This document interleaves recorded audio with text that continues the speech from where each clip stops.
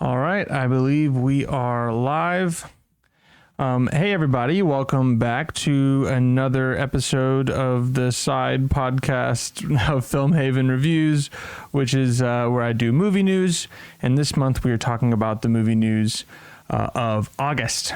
So lots to get into. At first, I was thinking that there wasn't too much to talk about, and then I wrote like 14 pages of notes. So there's actually lots to talk about, so I'm excited to get into it.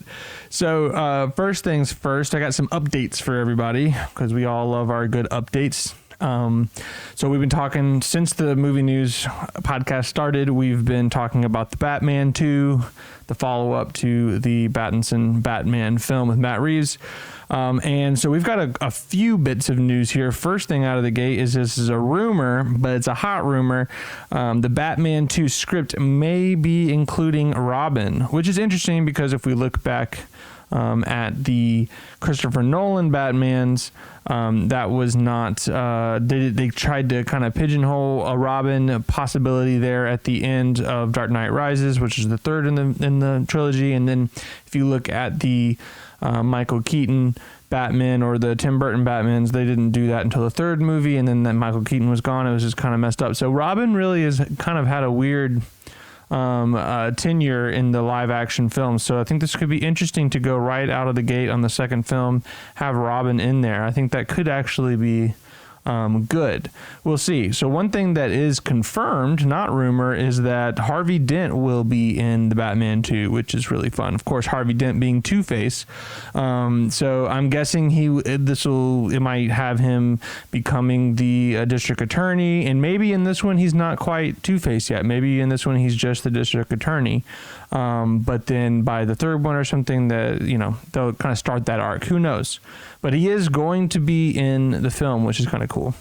And then in some sad news, Greg Fraser, who is the cinematographer for the first movie, had to deny being he dropped out of being the cinematographer for Batman 2 in order to do the Beatles biopic, which, I love the Beatles, don't get me wrong, but I mean, come on.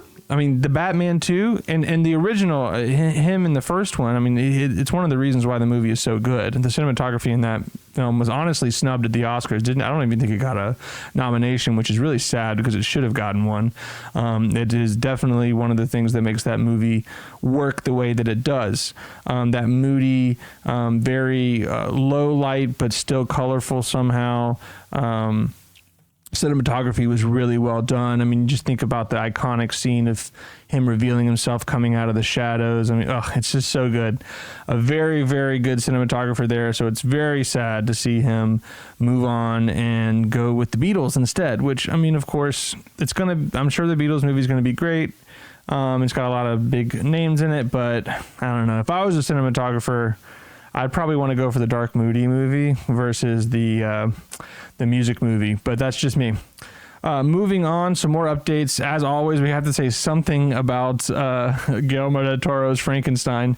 This is a bit of a kind of a running theme today, talking about things getting theatrical releases. So del Toro's Frankenstein, which is being produced by Netflix, is actually getting a theatrical release. They're giving him that, which thank God, because how could you watch a Frankenstein movie and then a del Toro Frankenstein movie on top of that without seeing it on the big screen? I just think that's insane. I mean, obviously Netflix has done this with a little bit with David Fincher by kind of having a stranglehold on him with movies like Mank and I think even The Killer, but they did at least allow him to have a theatrical release on that one. But having such a strong connection with a big auteur like David Fincher is very interesting for Netflix, which is, of course, a streaming service. So it's really nice to see that there's a theatrical release coming out for this. I think that is very much needed. I mean, I couldn't imagine watching like a historic epic like that and then not have see it in the big screen. That's crazy. So moving on. This is going to be a first in the movie news podcast. I have a correction. So a couple of weeks ago, or a couple of months ago, I should say, I talked about a new Dracula film, and I believe I said it was a Baz Luhrmann film. This is the Dracula here, which I thought was weird. I talked about it a little bit about how it was was strange to see a Dracula movie right after Nosferatu, all this kind of stuff. But I kept saying it was Baz Luhrmann. I was wrong. It wasn't Baz Luhrmann. It was Luc Besson, who I get those two mixed up all the time. Baz Luhrmann, Luc Besson. They kind of have a similar vibe to them. Although almost all the things that I said about that movie pretty much stands, because Luc Besson, famous for movies like Leon the Professional and The Fifth Element, stuff like that, has a very distinct style, similarly to Baz Luhrmann. So, funny enough, though, Baz Luhrmann is making a movie. He's making a Joan of Arc film. Let me get back here. Joan of Arc film, starring the Queen's Gambit star Isla Johnston, which I didn't see that show, but just looking at the pictures here, I mean, she looks like she could definitely play Joan of Arc. I like the look of the casting here. Joan of Arc is supposed to be really young. She's about 16 years old, so she's like supposed to ride that line between meek young girl and then like strong warrior who's like kind of rallying everyone and leading France to victory. So I thought that was a really good casting there. And that is Baz Luhrmann's next project. So I thought that was kind of interesting that he was also in the news. So sorry about that, getting that mixed up. Luc Besson is making the Dracula movie. Still interested to see that. And as you saw there, Danny Elfman is doing the composing. So I thought that was interesting too, because he is, of course, a very good composer. So the next thing we're going to be talking about is a bit of a PSA, because we've talked about for the last, I don't know, I think it's been like 3 or 4 months now, if not 4 months. We've been talking about James Bond stars, who's going to be cast as James Bond, and the rumors have just been going and going and going. And at first it was who's going to direct it. Now we know it's Denis Villeneuve. And then the next thing is, of course, who's going to play Bond. And so we've heard Tom Holland, we've heard all kinds of people, Harrison Dickinson, all those people. So now my big PSA today is that just don't listen to the rumors. I mean, I have to kind of cover it because that's what we're doing here. But the truth is, no one knows until they know. And that's just like the fact of the matter, because we have here, this article is saying that the favorite is Cillian Murphy, which that doesn't even make sense, because a month ago we were talking about how they were saying they were looking for a young Bond. Like, it's supposed to be Bond Origins. So that's why Tom Holland was in the running and a favorite at the time, because young Bond, they can make multiple movies. They can kind of do an origin story. Cillian Murphy's like almost 60. So that's out of the, that's out of the running there for sure. But that's what this article is saying. The rumor is that he's the favorite. You see what I'm saying here? They even have Timothée Chalamet is apparently now in the running. And I'm like, okay, well, if Timothée Chalamet is in the running, of course, Zendaya has to be in the running as well. So they're even throwing Zendaya in there. So it's pretty much anyone who's popular, who's a star, is going to be in the running to play James Bond. So the point is that it doesn't really matter. And people were even trying to see Austin Butler play him. And Austin Butler straight up just said, I'm American. That'd be sacrilegious. I don't like that. Which, of course, Timothée Chalamet is also American. Zendaya is American. I think that's interesting. I know that James Bond is very important to the identity of Britain, but at the same time, Henry Cavill played Superman, and he's like a beacon of American idealism, and he's British. So, I mean, it is possible, but at the same time, if they want to choose a Brit to do it, then that's fine. So anyway, my point is just, don't listen to it. It'll come out eventually. We're probably going to find out in the next like 2 or 3 months who's actually playing James Bond, and then it probably won't be any of the people that they said. So that was my first complaint of the day. More updates, though. We have another one here. So we talked about Street Fighter casting 2 months ago. Well, we just got our first look at Guile, who most people know him as the guy with the big flat top, the kind of over-exaggerated flat top, and it's being played by Cody Rhodes, who is a wrestler guy. I don't know, some of you guys might know him more than me. I don't know much about professional wrestling, but just from the picture here, he does look the part.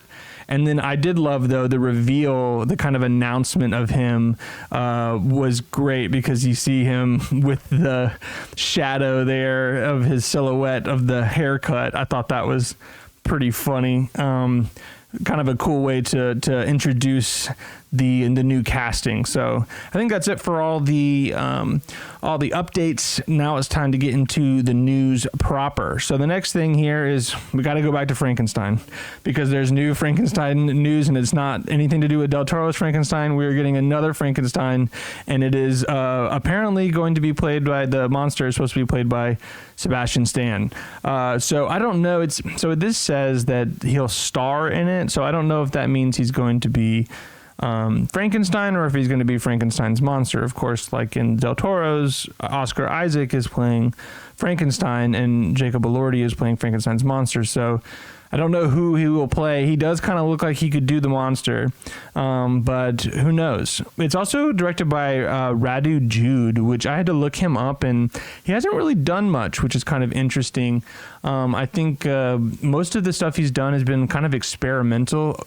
I should say he has done a lot, just not much of note. Most of it is kind of like I said, very experimental. And then he did do a movie recently called Dracula, which is interesting, but it was a comedy, and it kind of looked a little bit more like Vlad Dracul, Vlad the Impaler, like the actual Dracula from history. So interested on that to see what's going to come out with there. But what that means, though, is that there are 3 Frankenstein movies coming out within, a year of each other, probably.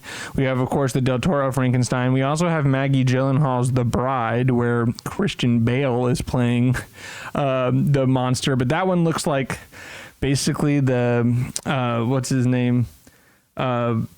The Joker, oh my God, Jared Leto Joker version of Frankenstein's monster, which is kind of scary. And then we have him. So in this picture here, which I guess that might be from a different movie, he looks a little bit more like he would be Dr. Frankenstein and not the monster. But yeah, so weird how that happens. I don't know if it's a behind the scenes thing where they're like, okay, we've got this Frankenstein project we're working on, go, go, go. Kind of like how we're seeing a Dracula movie right after Nosferatu. I'm not sure, but I'm not necessarily, I don't think it might be the right time. But then again, if you've already in production, when else are you going to do it? You can't just do it 2 years later, then that's really weird. So I guess maybe you just stick with the trend. Interesting. So going back to Netflix and theatrical releases, the next thing we wanted to talk about here is the animated hit K-pop Demon Hunters is heading to theaters, which is really interesting. I've heard really good things about that movie. I saw a bunch of ads when it was coming out, and it looks interesting, of course, especially for K-pop fans, which there are tons of them. So it really interesting to stop a second here and think about this. You don't really see it very often that a movie goes from streaming to theaters. Usually, they're trying to fight to get a theatrical release to begin with, or like a bigger movie that wants to be a theater hit or an Oscar contender, they want to go into theaters, and then Netflix is trying to say, oh no, go direct to streaming so that we can get the numbers immediately. But in this case, the movie was so popular on Netflix and so well regarded that they were like, man, we think people might actually want to watch this in theaters. And so I thought that, I'd say that says a lot about this film, that people, or at least the popularity of it, that Netflix is willing to give it a theatrical release after it's already been released on streaming, because that means people have to go out of their way, off the couch, just to go see this movie that they could very well just go and see on Netflix right now. But that probably is due to fans wanting to see it again. Like if you liked it on the streaming platform and in the comfort of your own home and you want to see it on the big screen, now you can. I honestly like this trend, and I think that a lot of other streaming services should do this if they get really popular movies that they just went to direct to streaming and people liked it. So let's take it to the theaters. Anytime I can go see a good movie in the theaters, I'm down. So moving on. Next thing here. This one's fun for people like Matt from the Movie Podium, who I know will like this. We have a big announcement. That's a terrible announcement. Live action R-rated TMNT movie in the works. And this is based off of the comic series, the comic run of The Last Ronin, which I know focuses a lot more on Raphael, but really cool here. And what I didn't know, I knew about this a while back ago. I think I even told Matt about it when I first learned. But the difference here, the the new news is that it's live action. I thought it was just going to be an animated R-rated TMNT movie, but instead it's going to be live action, which is really big news because as a fan of Teenage Mutant Ninja Turtles, specifically the second film, Secret of the Ooze, I watched that ad nauseum as a kid. Those are my favorites. I liked the animated stuff okay. Some of the movies that they've made over the years, I even didn't hate some of the Michael, especially the first Michael Bay movie. I thought it was fine. But to see like a real live action, especially if it's, I mean, now that I think about it, those movies were live action too. If they CGI the turtles, that's okay, I guess. But I'd rather them be puppets, honestly, because I think if you did it right, that'd be really cool. But yeah, anyway, I think that's really cool news, especially seeing it's R-rated. Because one of my issues with Teenage Mutant Ninja Turtles is they have these cool weapons, and all they can do is like bonk people with them. I thought it was going to be cool to see, like Leonardo use his swords, right? Or Raphael using his whatever they're called, kunrais or whatever. It's all, yes. I like what you're saying there, Kevin. Live action is always better, but doesn't guarantee. That's very true, because I heard that the second Michael Bay one wasn't very good. So I need to watch that, honestly, because I know it's got Bebop and Rocksteady on it.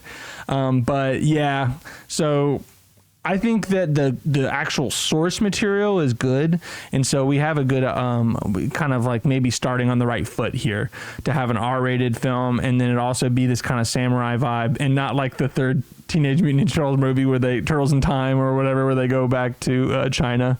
That one was a little rough. Not for me as a kid though. I thought it was really fun. So speaking of a little rough and sequels that no one asked for, we have The Mask 3. This is actually happening, and I'm a little upset about it. Just simply, and this is of course like an AI rendering of like a concept poster of what it would be. But Jim Carrey is apparently signed on to be back in The Mask. Now, I loved the original Mask as a kid. That was a big movie for me. I would run around and act like Jim Carrey and all that kind of stuff. It was a big seminal film for me. Now, of course, the second one was terrible. No one liked it. I don't think anyone liked the second movie. I don't even think it was called The Mask 2. I think it was like The Son of the Mask or whatever. And it was like Jamie Kennedy. Not good. Not good. So to even call it The Mask 3, they might as well just do a requel, like, and just call it The Mask again, because that would like mean that The Mask 2 happened. Anyway, I don't think this movie should exist. Jim Carrey, I don't know. It's just one of those. It's just not. Some movies just need to be what they were, and we've talked about that millions of times. And that's going to be kind of a bit of a theme today, because there's several of these kind of sequels and remakes that are coming out. And this one is just one that I'm not super excited to see, because we got everything we needed out of the first movie and we don't need any more. And like, it's probably, at best, this is probably going to be kind of like Beetlejuice, which was fine. I liked that movie. It's like a solid 7 or 7.5, but the original is like a 9.5. So just like leave it alone, just leave it alone. That's at best. At worst, it could be really bad. I mean, Jim Carrey's getting old. He hasn't been in anything like super good in a long time. I mean, he's just been basically in the Sonic movies as Eggman. That's it. So I don't even know. I'm just not super into it at all. Anyway, moving on. So the next thing we have is another adaptation, which I'm like scratching my head at. Courage the Cowardly Dog is happening, and it is Liam Neeson and then Pamela Anderson back again. Apparently Universal really liked their on-screen and off-screen chemistry, and so they decided that why not go shoot for the moon and have them play Eustace and Muriel in Courage the Cowardly Dog live action film, where, and once again, this is of course like an AI rendering of a poster, concept poster, what that would be, but apparently I think the dog Courage is supposed to be CGI. So it was such a unique show. If you grew up in the 90s watching Cartoon Network, then you definitely watched this show, and it had a weird kind of high strange vibe, and it was very of its time. It's such a unique vibe that I don't think that like you could really recreate that, especially not live action. I mean, it would take a lot to convince me that the Courage the Cowardly Dog movie with Liam Neeson and Pamela Anderson was going to be good. I mean, I guess I'll reserve my judgment for when the trailer comes out and stuff, but right now I'm just saying no one needed it. Think of something else that's more original. But yeah, to continue this we don't need this trend, we have a new Rambo but it's going to be played by a different person. It's going to be played by Noah Centineo, who you saw in Black Adam. He played Atom Smasher, and he's also in... he's actually going to be in Street Fighter. He's playing Ken in Street Fighter. We talked about him a couple months ago. He's been in a couple stuff, and I think Rambo is good. And I've heard that the third Rambo, for example, is just like kind of wacky and wild. He goes to like Afghanistan or something. But yeah, like Rambo is a pretty, and even some of the newer Rambos, like the ones that they made like in the late 2000s, was like pretty good. Oh yeah. Oh, definitely. The original Mask is very good, and I would watch that all, it holds up. I know it does, but that's why I'm like, I don't think that they need a new one. And with Rambo, once again, I think that story's been told. It's been through it. Why do we need a prequel? Like, they're just dredging up old stuff. You could definitely see that there's like a whole department in some of these studios that just look back at old IPs and they're like, how could we revitalize this? So I think it's innately kind of uncreative to do this. Don't get me wrong. There are some good remakes that are out there. And I've talked a little bit about some of my themed reviews recently about how some of these movies, like especially some of these B movies that I've covered, some spookers and stuff that I'm like, oh, this is such a cool concept, but it wasn't executed perfectly well. Those kind of movies I think do need a remake. I would love to see those movies remade because they didn't really live up to their potential at the time, but I loved the kernel of what they were in concept. And so like with Rambo, like the original movie does exactly what it's supposed to be doing, and the second movie is good too. And same with The Mask. The Mask lived up to its potential, so why do we need a new one? So the only caveat here I will say is that it is, an action movie, and he's probably going to be in like Vietnam, which is cool. So, I mean, at the very end of the day, especially some of the newer Rambos, they were more just like vehicles for like intense, gory action. And I'm like, okay, if you just want to do that, then I'm fine with it. But it just depends on what they're kind of going for. I mean, the whole point of the original Rambo is that he's like basically got like PTSD. So now we're going to see the origins of that. I mean, that's not terrible, but I'm just not super here for it.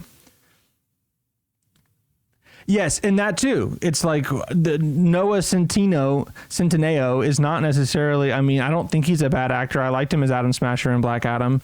We'll see how he does in Street Fighter, but he's definitely not Sylvester Stallone. And trying to redo stuff with like characters that Arnold was, same thing happens as well. So I agree with you, Kevin. You kind of can't catch lightning in a bottle. It's the same thing with The Mask. The same thing with Courage the Cowardly Dog. Like all these things, like these are all things that were so unique to their time.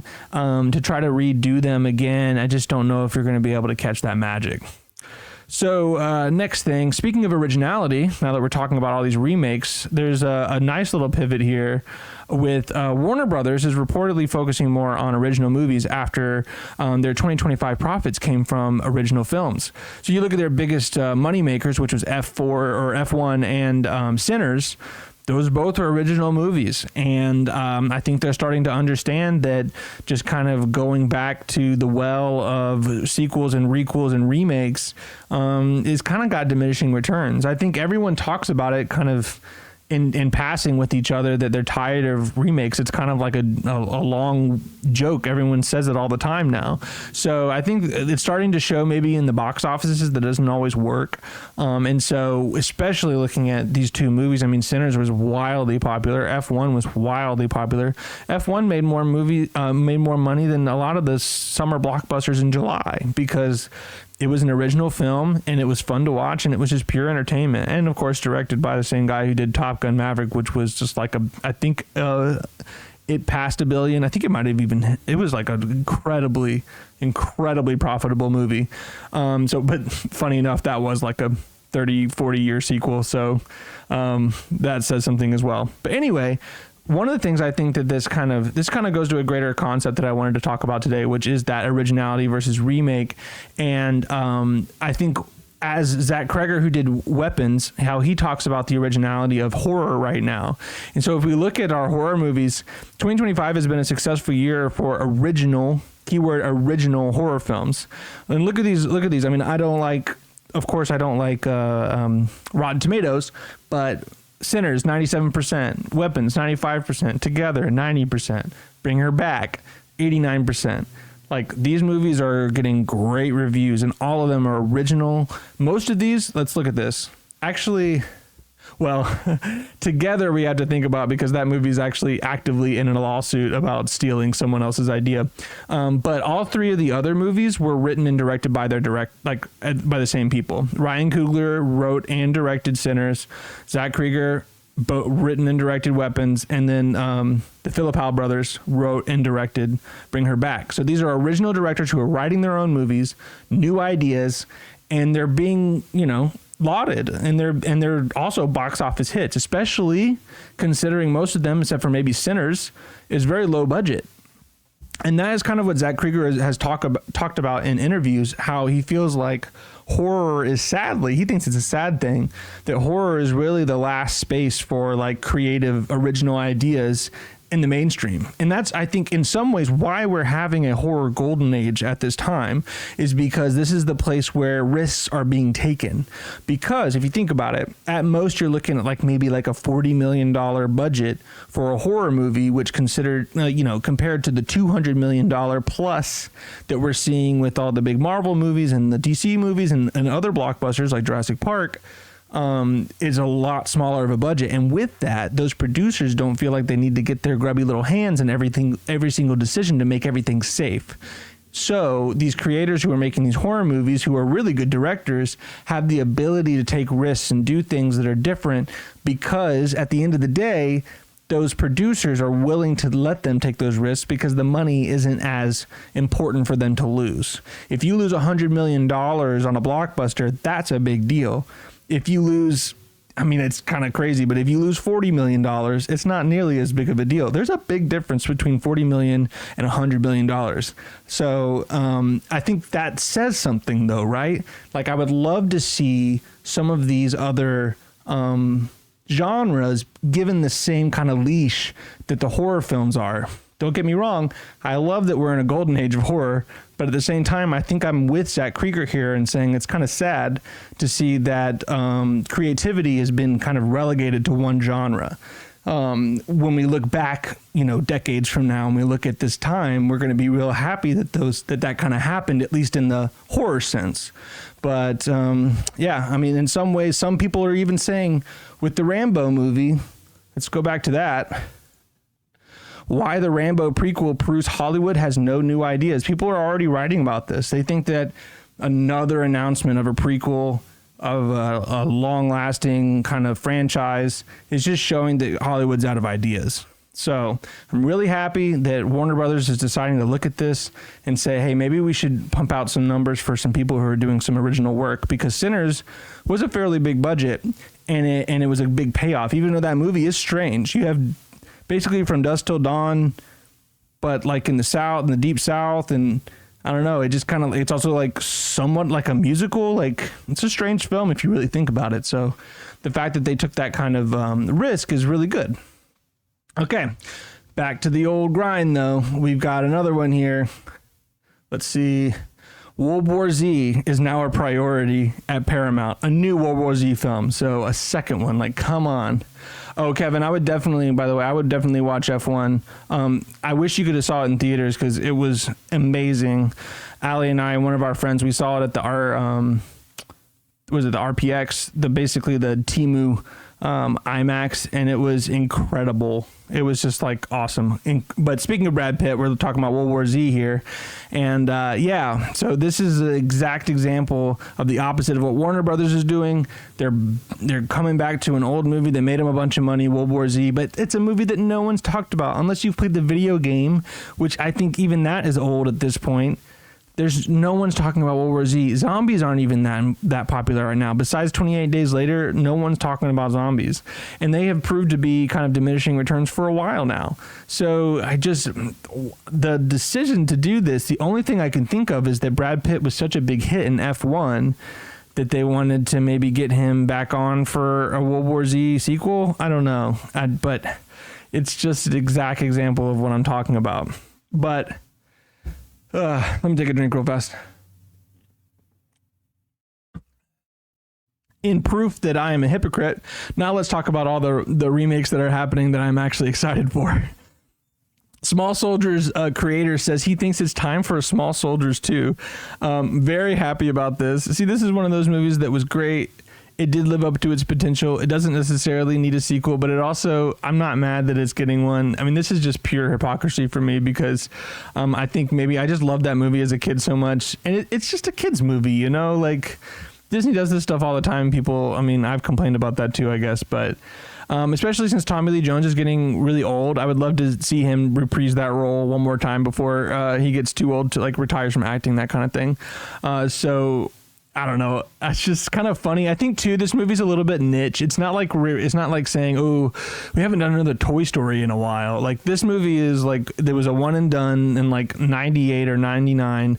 And it's like, I think among kids, it was pretty popular. But other than that, like it's not really a cultural touch point.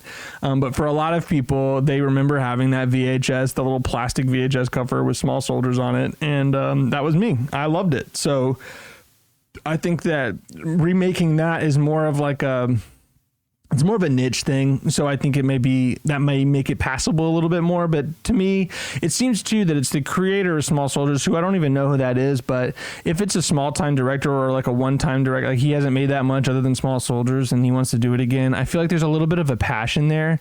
It sounds to me too that the creator is saying this because he's got another story to tell. As long as you genuinely believe you have more story to tell, then I think that's passable to me to make a sequel 20 years or at this point, like 25 plus years after the original, because like it's when there's no story and you're forcing a story is when it's bad. So in this case, I'm fine with it. Moving on. We've got Contact, 2027 Contact, remake of Contact, which is a 97 film, which there's one cool thing about it. It's literally 30 years later, which is cool. Right? I'm trying to do the math. Yeah, it's 30 years later, and that movie was really good, and it was directed by Robert Zemeckis, and it had Matthew McConaughey and Jodie Foster. Very good. I like caught it one night, like really late, and it was just like it's honestly an epic. Like it's really very interesting movie, and it's also based off of the book by Carl Sagan. So I'm actually excited for this just because I feel like. Because of the nature of that movie, it's about contact with aliens and considering like kind of like some of the trending things with aliens these days, especially with like soft disclosure from the government and a lot of UFO talk or, you know, UAP talk, stuff like that. It seems just a little bit more topical. It feels like there's been updated things that you could talk about that is more relevant to today, especially too in the AI realm, how it's taken over tech. I'm sure they're going to try to kind of wrap some of that topical stuff into the old stories. So it's a bit of an updated version. I think that there has been enough change since 97 for us to tell this story again. I think that could be interesting. Also, if it's just an adaptation of a book, that also has a different kind of vibe, kind of like how I don't have it up here, but they're making a new Wuthering Heights with Emerald Fennell doing it. So it's like we've had Wuthering Heights has been done a billion times over the years. It's just like Sense and Sensibility or like Pride and Prejudice even has had so many different versions of it. And that's fine because it's an adaptation of a book. It's kind of like, which version are you doing this time? Or like A Christmas Carol, right? Like, so it is a book. So maybe it's going to be closer to what the book said. I haven't read the book, so I don't know how close the original movie is. But if you get what I'm saying, it's not so much a remake as it is an adaptation of a book. But we'll see, because they're definitely kind of emulating having two really big stars at the time, Jodie Foster and Matthew McConaughey, and then now two big stars with Andrew Garfield and Jennifer Lawrence. So I'm interested. I think that this might actually be good. And it's a little bit more of a heady movie, so it's not just like a pop culture reference. Like this movie doesn't really get talked about in the general discourse very much, so it's kind of bringing, once again, something niche back. So it even says here, oh yeah, it's kind of what I already talked about, Carl Sagan and all that.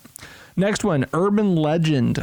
So the original movie, when did that come out? I should have looked at that. It's either early 2000s or late 90s. It's got Tara Reid and Christian Slater and all kinds of stuff. I remember I've seen it once when I was like really little. I don't really remember it much, but I know that it's kind of like a bit of a cult classic, even though the movie itself is like not necessarily the most well regarded. I think it's definitely in the red on the Metascore, like in the 20s or 30s. So I think it's just one of those movies that it firmly hits that like kind of early 2000s itch, but has a kind of a cool concept of being like an urban legend and having like it does have like a masked killer and stuff. So I think that this is kind of talking a little bit like I was saying earlier about movies that had a cool concept but weren't super executed like the way that they could have been if they would have been given a little bit better direction or a little bit more money, stuff like that. And it's done, this is going to be made by the producers who did Until Dawn, which came out this year, and I'm happy about that because I think they did a really good job with Until Dawn. Even though it didn't really get a lot of love from critics or users too much, I do feel like Until Dawn did a good job at kind of conveying the feeling of at least living a video game in some ways, because there was that kind of respawning aspect, and just generally it was a good mysterious movie. I think it was done well, especially in that kind of mid-level adaptation slasher. I think that was done very competently, and so to see that team maybe make this movie, I think that could be a good thing. So I'm actually happy about all that. Next, just sticking with the kind of horror news, we've got this, man, you guys might have been seeing this around if you do check any kind of like movie news out or anything, like follow anything like that on Instagram. But that movie Good Boy, it's this new movie that is a horror movie that takes from the perspective of a dog. Basically, the dog is witnessing the haunting of its owner in their house, and so the whole movie is from the dog's perspective. And I'm just going to go ahead and say right now that I will probably not be watching this film. I know Allie will not be watching this film because we do not condone animal cruelty, and of course in a lot of horror movies, animals die, and there's a constant battle of like, okay, let's look up, does the dog die? There's literally a website called Does the Dog Die? And they also do cats as well. So, it's just one of those things that makes you anxious, makes you nervous as soon as you see an animal in a horror movie because they might die. And so to have the main character be a dog is just, it seems problematic to me. I think a lot of animal lovers might not be super into that. And so just for those, and this is spoilers, by the way, so if you are watching this and you don't want to know, which I would imagine you would want to know this, but just in case, I'm just going to let you know, I'm going to let you know stuff. So does the dog survive? Yes, the dog lives. Good Boy may terrify you in plenty of ways, but hurting the dog is not one of them. So the good news is that the dog isn't going to be hurt, but the bad news is that he's going to be. It's still someone. I don't think I have a clip of it, but basically they said that it was like one of the most heartbreaking movies. If you look at the trailer, it says something like that. Someone said it's one of the most heartbreaking horror movies you'll ever see, and I'm like, I don't like something about like if it's heartbreaking and there's humans, it's one thing, but if it's heartbreaking and there's a dog, it's just so different, and I'm not down. But what's interesting is this movie has totally blown up, like as far as being trending goes. This movie was so popular because I remember when the first poster came out and then the trailer came out, and like almost every news article is like talking about it, and to the point where do I not have it on here? Oh, I think I skipped it. Sorry. But for those listening and not watching, you don't care. But IFC was the one that's producing this and distributing it. And they, because of the popularity of the trailer and how much buzz this movie is creating, they have approved it for a wide theatrical release. So instead of being in select theaters, like being at your independent movie theater or in stuff like that, this is going to be at AMC, at all the Regal, at all the places, and it's going to have a wide release. And it's coming out October 3rd, along with a lot of movies, but we're going to have to talk about that next month because we only go a month ahead on our horror watch. But just to let you know, there's lots of movies coming out on October 3rd. There's like 3 different movies. Osgood Perkins' Keepers is also one of them. So it's going to be a bang at the beginning of the month, and Good Boy is one of them. So I think I'll be watching Keepers and not Good Boy. But for those of you that want to see that, more power to you. And it's kind of fun to see all these, because once again, it's kind of this theme today We have movies that being so by popular demand getting bigger theatrical releases or just getting theatrical releases like Frankenstein and like K-pop Demon Hunters. So I thought that was kind of an interesting kind of through line throughout the news this month. So if you didn't, if you're watching this and you saw Smile 3 is happening, so that's the next thing. I don't think that surprises anyone. Smile 2 was I think number 2 on my horror roundup last year. It made my second favorite of the year. Huge surprise considering that I thought that the first movie was fairly mid, like a 6 out of 10 basically, but the Smile 2 was just better in every way. It was basically Smile, but better.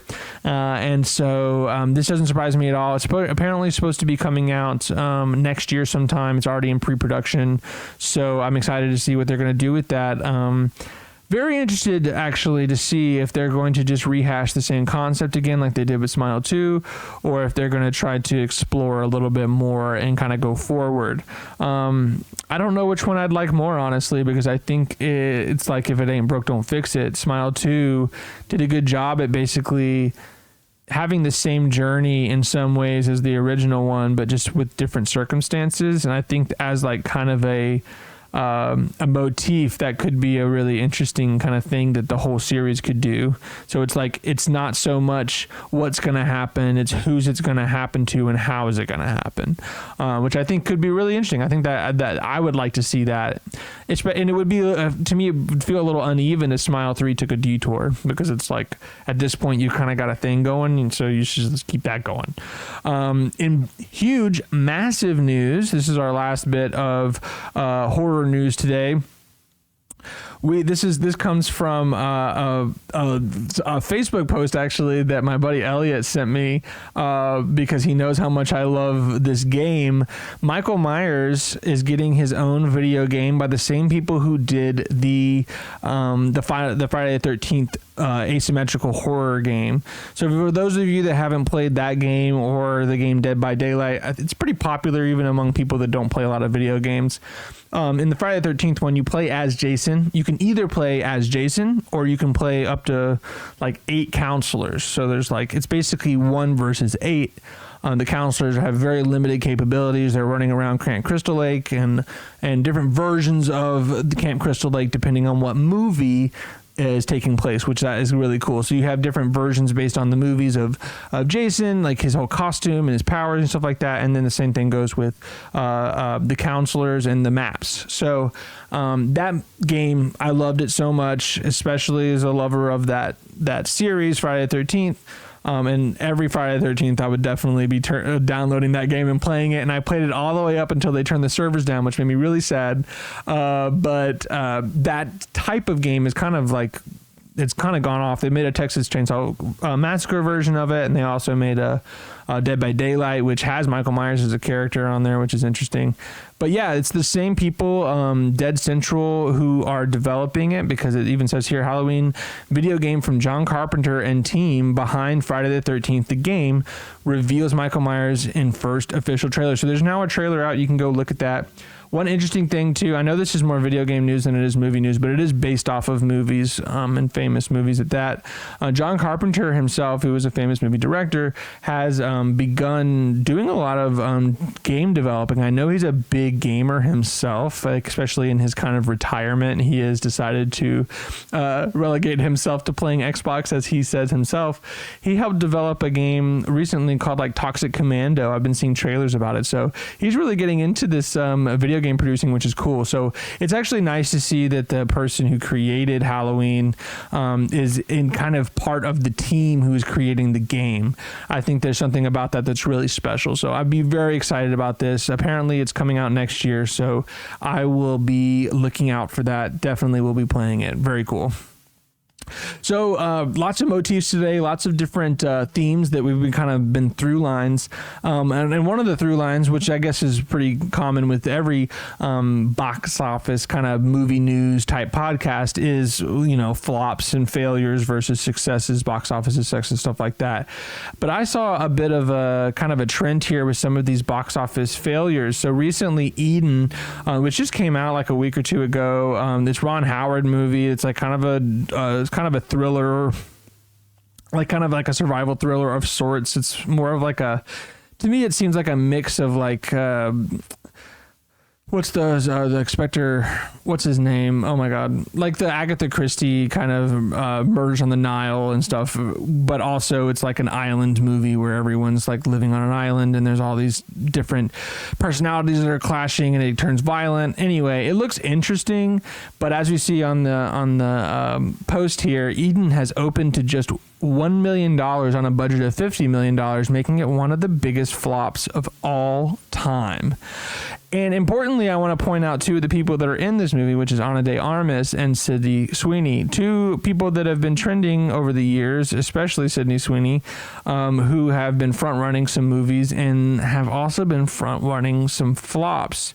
So the big one here, of course, Ana de Armas this year was in Ballerina, which was a Lionsgate film, and they are apparently worried about the future of John Wick after Ballerina lost over $100 million. That is a lot of money to lose. Like, where does that money go? Who's eating that? You know, like, I don't know how the industry works, but when you lose $100 million, you're going to think twice about your next steps. Of course, it makes sense, which is like one of the issues, of course, with all these big bloated budget movies.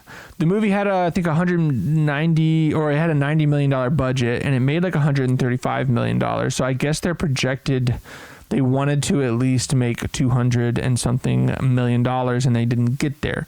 So that is sad. But in the defense of Ana de Armas and maybe just like the movie in general, everyone who was making it, I feel like the issue is twofold. There's like marketing issues. So like I saw some things about the movie, but I didn't see like, I saw some trailers in theaters, but I was also going to theaters a lot. Not a lot of people do that. So I didn't see a lot of trailers on Instagram. I didn't see a lot of trailers just out and about on TV or anything like that.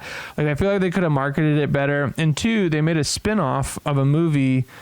Like, they didn't really set up the ballerina character. I think in the third movie, if I remember correctly, he goes to like the ballerina studio, John Wick does. So they kind of set up the concept, but they didn't set up the character. So it's like a spin-off of a character that no one really knows about. I feel like if it was like, I don't know, about one of the other John Wick characters, it would have done better. Also, maybe we just don't spin off John Wick, because what is bringing people to the John Wick movies? John Wick and Keanu Reeves. So like, that's why when they say here that Lionsgate is worried about the future John Wick plans, I'm like, no, I wouldn't be too worried about John Wick. I just wouldn't go on and do all these spin-offs. They don't care as much. I feel like people don't care as much about the world that they created, which is admittedly pretty cool. But it's John Wick is what's moving everything. And because it's evidenced by the fact that John Wick has pretty much become the new synonym for action. So like back in the day, you would say Rambo, speaking of Rambo, or Terminator, Arnold Schwarzenegger, maybe just as an actor, when you think of action, like that would be used as the stand-in, like, oh, what are you going Rambo or something like that, you know, and then maybe later you had Die Hard, John McClane, like for a long time, he was kind of like the synonym for action, and those movies did really well, right? I mean, we had 5 of them and the 5th one was terrible, but the point is that the first 4 were great, and that's what I'm saying. If you make another John Wick, which they are, John Wick 5, so John Wick's coming back, like that movie is going to be wildly popular. It doesn't matter. Like the movie has such name recognition. It's like why Jurassic Park, even though the reviews or whatever on every movie that comes out, it's still making more money than all these DC movies or all these Marvel movies, because Jurassic Park or Jurassic World, dinosaurs, they just have brand recognition that you just can't beat. Ballerina just didn't sound like John Wick. I get it. I think that is what it is. It's not so much the choice of the star as it is just like some of that more nebulous stuff. But also, Sydney Sweeney's movie, the latest movie, Americana, fails to even gross $1 million its opening weekend. But even here, there's a bigger tale to be told, because the film was apparently finished in 2023, so 2 years ago, and 2 years ago by a lot too, because I mean we're 8 months in, so pretty much 9 months in. So the fact that they held off for so long to release this film is, I think, indicative that there was trouble in the development. It was in development hell. Maybe they didn't think the movie was that good, so they didn't want to release it. Or there was, there's all kinds of things. There could have been kind of issues with the release schedule of other Sydney Sweeney projects. She didn't want it overshining one thing or the other, although I think she is a producer on this movie, so I don't know what's going on here. But the point is that the movie came out at a weird time, had virtually zero marketing. I did not know this movie existed until it came out and people were talking about, what is this movie that is flopping? You know what I mean? Like, I didn't know about it until it was a flop, and I'm paying attention. So if people that aren't paying attention, they're definitely not going to. I mean, this is one of those, the people that went to go see this movie were people who just go on to their AMC app or their Regal app and they just scroll through what movies are on this week, and then they just find a movie. Oh, this looks nice, and they just go see it, and then they're the only one in the theater. So this doesn't surprise me whatsoever. Like, you can't just say Sydney Sweeney's in the movie, go see it. Like, you have to market it, and this movie was not marketed at all. And apparently it's supposed to be kind of like a Tarantino meets like Coen Brothers kind of vibe. So I don't know, maybe it's good. Some people think it's okay, but the point is that these box office flops, these box office misses that have, like, they're kind of circling around these two actresses. You got Sydney Sweeney, Ana de Armas, who are both in this other flop. I think that's kind of interesting. Might be able to deride something out of that. But if you really look at it, there's a reason for at least these two flops. Now, Eden is interesting because I have seen a good bit about it, but no one went to go see it. I think it could be, too, that some people are just kind of like theatered out after going to July and maybe seeing Fantastic Four and seeing Superman and maybe seeing Jurassic Park, 1, 2, or all 3 of those, and they're just like, okay, we need a break. Or with the horror stuff, there's been a lot of horror movies. If you're a horror enthusiast, you might have saw I Know What You Did Last Summer, Together, and then you saw the recent Weapons, and then you're like, okay, I don't want to see anything else. So I just think maybe it came out at a weird time, but that's pretty bad. I mean, there's got to be multiple things happening here for you to have basically making it one of the biggest flops of all time. I mean, that's huge. So don't know what's going on there, but I just thought I'd kind of like point out that trend, and then also point out that flops aren't always just flops because they're bad movies. A lot of times this is what they've done behind the scenes to distribute it and to market it and stuff like that.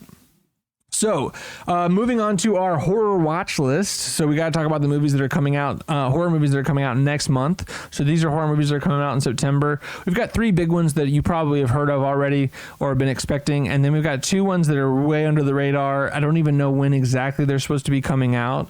I couldn't find that out, but I know they're coming out in September. And I think probably they're going to be coming out on video on demand, like on streaming somewhere. You can buy it or rent it on Amazon and stuff like that. So first one out the gate, you guys have probably seen the trailer. Now, they have been doing good marketing on this, and that's The Conjuring Last Rites. I've been seeing it on TV, ads at Netflix, on Tubi, on all kinds of different streaming platforms. I've been seeing them on theaters. I've been seeing interviews. I mean, the marketing for Last Rites has been really good. It's the last Conjuring that they're going to do, so they're really trying to hit home. James Wan himself has said that they wanted to end on a high note, end when people still like the universe and not kind of do it to death. And so he really is going to land this ship and hopefully land it correctly. So I'm excited for this. I like all the Conjuring movies. They range from, pretty good to okay. And I like the Conjureverse maybe even more. Like Allie and I really like the Nun movies. We like the Annabelle movies. Even La Llorona is okay. Like there's kind of like something about the whole idea of like Catholic canon demons being real and stuff like that. It's just kind of naturally alluring, I think. And so there's always that baseline spookiness and baseline like lots of jump scares that kind of make those movies entertaining, and this one's no different. Looks like they're going to definitely be keeping that idea. So yeah, I'm really excited to see this. Oh, I did put the bios for all these so I can read them for you guys. So this one's coming out, by the way, September 5th, so it'll be not this weekend but next weekend. So that'll be exciting. So yeah, in the bio here from IMDb, paranormal investigators Ed and Lorraine Warren take one last terrifying case involving mysterious entities they must confront. So that's super vague. Obviously, they're trying to keep it vague. It's their last ride, you know. And apparently, if you look at the trailers, it was like one of their first cases that they like ran away from, and now it's coming back to haunt them, which is kind of cool. I like that. So yeah, next movie that we're talking about here is The Long Walk, which you guys have probably seen some trailers on this. I've definitely seen some like. I remember when the first photos were coming out of this, and then I've seen a couple of trailers now. I feel like they could have done just a little bit better on marketing, maybe showing a couple more trailers. But for, you know, I at least knew this one was coming. This one's interesting because it's based off of Stephen King. I don't know if it's a short story or a book. But yeah, the concept here, actually, I'll just read it from the IMDb. The concept is a group of teenage boys compete in an annual contest known as the Long Walk, where they must maintain a certain walking speed or get shot. So it feels a little bit like a Hunger Games or some kind of this kind of niche kind of contest or something going on, and this is a kind of weird dystopian kind of thing. And the idea is that they're on this basically marathon walk. They have to walk forever. Reminds me a little bit of like those old things they used to do at malls where you had to like put your hand on a car, and whoever was the last person to be touching the car like gets the car. It's kind of like that, but you get shot if you lag behind, if you stop touching the car. So it's a little bit higher stakes. Also some really good actors here. We got Mark Hamill being the bad guy, which is always good. He's just great at being a baddie.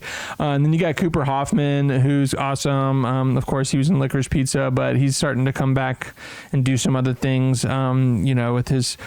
He's got some good acting genes with his father, Philip Seymour Hoffman. And then you also have the guy, I don't know his name. It might actually be on that poster. I can read it. What is his name? Francis Lawrence or Moliner, one of those two guys. The guy who plays Andy in Alien Romulus, he stole the show in that movie, so I'm really excited to see him in some more stuff. So that's really exciting.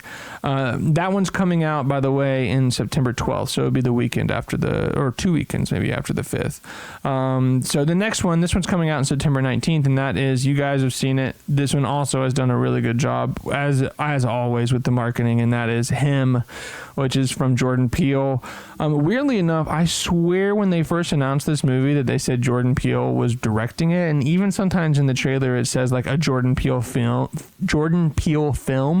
even though he's not directing it. It's actually this guy Justin Tipping, who, if you look at his filmography, very interesting. He doesn't have a lot of credits when it comes to movies, but he does have a lot of experience in TV. So you see him in a lot of TV shows, which is good.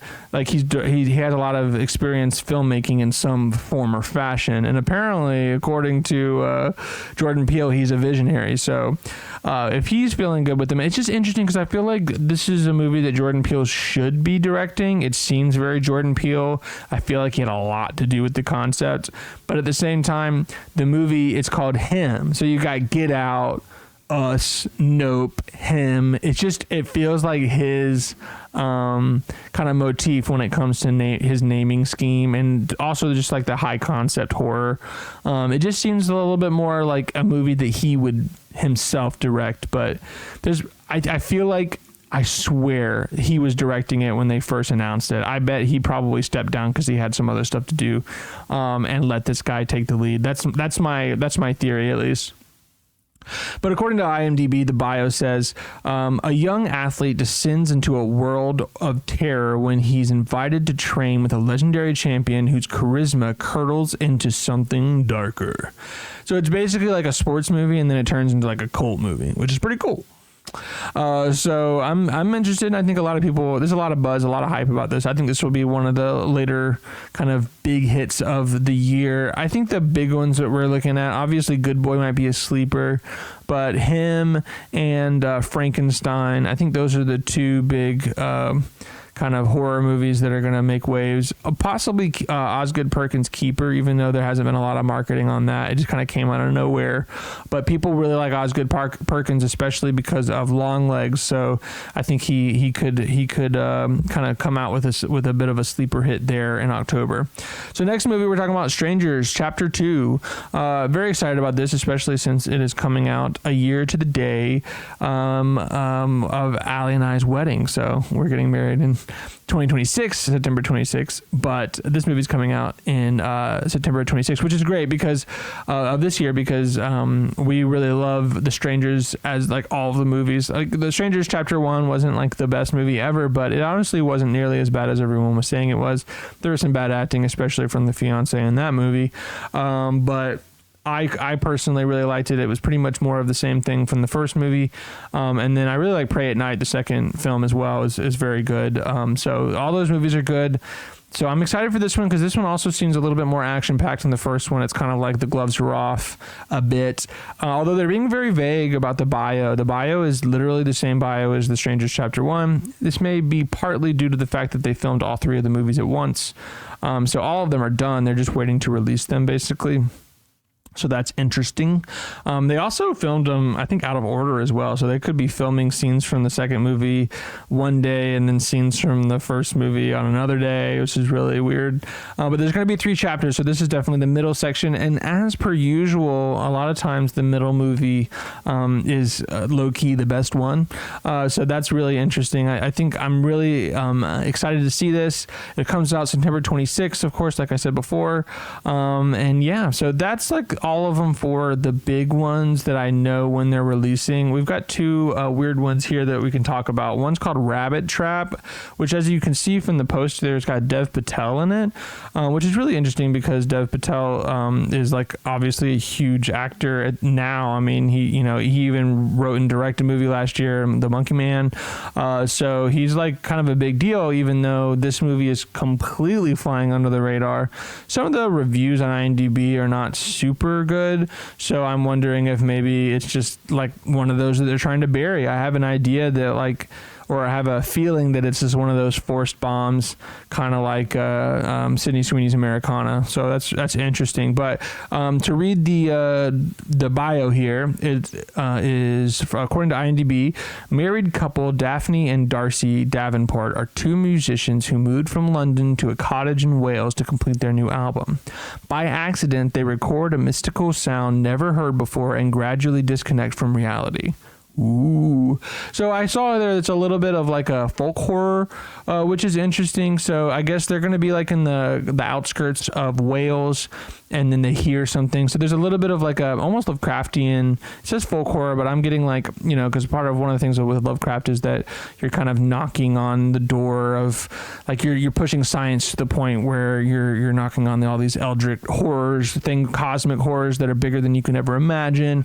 So this sound that says by accident they record a mystical sound never heard before and gradually disconnect from reality. That reminds me a lot of, say, Color Out of Space. Which is a Lovecraft story where a comet falls down into a farmhouse, and the comet is so foreign that it's starting to change all the kind of leaves, and it's starting to affect the farmers and all that kind of stuff, and it's emitting this color that no one's ever seen before, kind of like the sound that no one's ever heard before, right? So I think that's interesting. It's got middling reviews on IMDb, so I wonder if maybe it's a cool concept, but the execution is maybe a little bland. This last one, wow, this one's really interesting. I love this poster, by the way. It's called Somnium. Love this. So for my audio listeners, it's basically like this girl who's got her face is like coming out of her head. This is like a art rendition, of course, not like real. But then there's like a face behind her face that's looking in. And I think it's about like a sleep study. So I think it's kind of like this disconnected reality idea, maybe like a really like kind of wooey film. I'll read the description as per IMDb. At an experimental sleep clinic, Somnium, dreams are made real. Side effects may include hallucinations, confusion, paranoia, sleep paralysis, detachment from reality, lost sense of self, and permanent nightmares. So yeah, there was a recent recent movie. I might need to be reminded of what it was called. I think it's on Prime, possibly, where a girl goes to like a sleep study, and like the whole thing is like if you fall asleep, you die. I haven't seen it yet. I need to check it out, but it seems really interesting. I feel like it could go well with the theme of this movie, Somnium. So yeah, I think this one's definitely flying under the radar. It comes out this next month, but apparently it's just going to be on video on demand. So I would definitely check if you are interested in this, which once again, I highly recommend it because I think it could be really good. I don't know. You know me, I'm a sucker for a good poster. So that poster is really selling me. But yeah, check Amazon Prime throughout the month if you really are interested in this movie, because I think it could be a nice sleeper, good one to recommend to your friends. But anyway, that's it for today. I hope you guys enjoyed all this news. Looks like we took our time a little bit over an hour, but there was a lot to talk about, a lot of interesting kind of threads, especially when it comes to remakes and originality, and then of course box office successes and flops, because at the end of the day, originality is what people really want. And so I think that slowly but surely, some people like Warner Brothers are starting to learn that you need to invest in creativity in order to make the best bang for your buck, because Sinners and F1 did such a good job this year. And hopefully we see more of that. And then the remakes that we do see are ones that need to be made and not ones that are just being made for cash grabs. So that's it. Hope you guys have a great week this week, and I will see you next month.